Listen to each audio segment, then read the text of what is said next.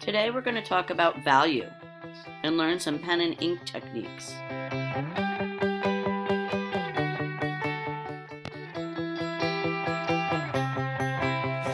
Imagine there is no light. How much would you see? Not very much. If we had light, now you can see. As light bounces off the objects, it creates lights and shadows. Value is the amount of light reflected from a surface. Value is an element of art. Value is basically how light or dark a color is. Some colors are lighter and some colors are darker.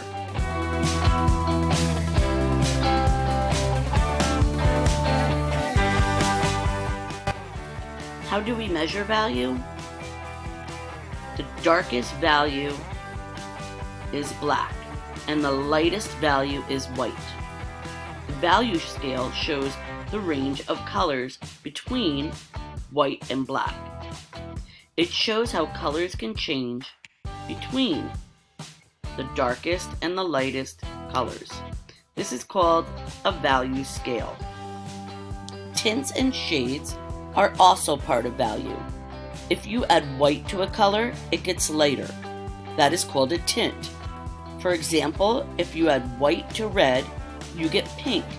Pink is a tint of red. When you add black to a color, it's called a shade. If you add black to red, you will get burgundy, which is a shade of red. Today you will create value using pen and ink. You will create 8 different gradients of gray, ranging from light to dark, using the pen and ink techniques, hatching, cross-hatching, stippling, and scumbling. This worksheet is in your art pack. If you do not have it, you can print it. It is attached to this assignment, or you can create your own sheet. To create your own, take a piece of paper and draw 4 rows, each with 8 boxes. The boxes can be squares or rectangles, and they do not have to be perfect. When you finish drawing your boxes, number them from 1 to 8. Today, we are going to create a value scale using hatching, cross-hatching, stippling, and scumbling. A traditional value scale goes from 1 to 10, with white at one end and black at the opposite end, and 8 values of gray in between. For this project, we are just going to focus on the 8 values of gray in between. The first technique is hatching. Hatching is when you draw lines in one direction to create value. The wider and further apart the lines are spaced, the lighter the value will appear. The closer the lines are, the darker the value will appear. Remember, the lines should all go in the same direction. None should cross. The best place to start is in the middle, at number 4, and then work to your darker boxes and then your lighter boxes. One thing you could do to make sure that you are getting lighter to darker value is to count how many lines you use in each space. There should be less lines in the lighter boxes and more lines as you move to the right. Next is the cross-hatching technique. These lines go in more than one direction. For the lighter areas, you should have less lines and less crossing. For the darker areas, more lines crossing, and these lines should be closer together. You need to increase the amount of lines as you go darker. Again, start with box 4.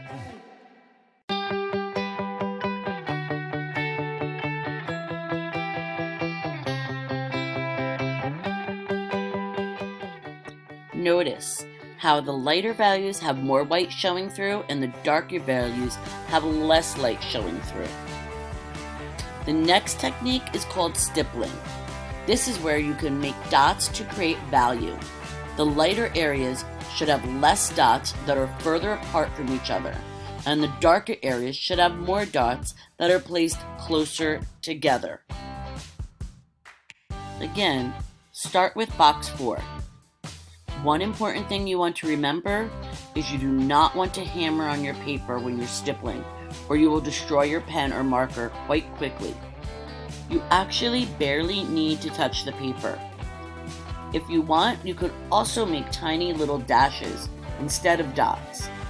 Whichever you choose, stick with that for the entire row. Stippling is the most time-consuming of the pen and ink techniques that I'm going to show you.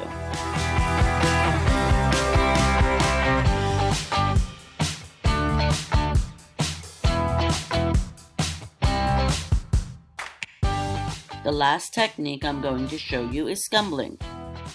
Scumbling is like a loose, controlled scribbling. The scribbling is done looser and further apart to get a lighter value, and done tighter and closer together with more overlapping to get a darker value.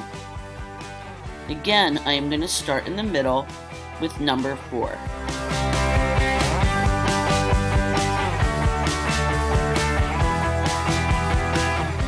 There you have it, 4 pen and ink value techniques. You are now going to create your own value scales using these 4 methods. Make sure all your boxes go from light to dark.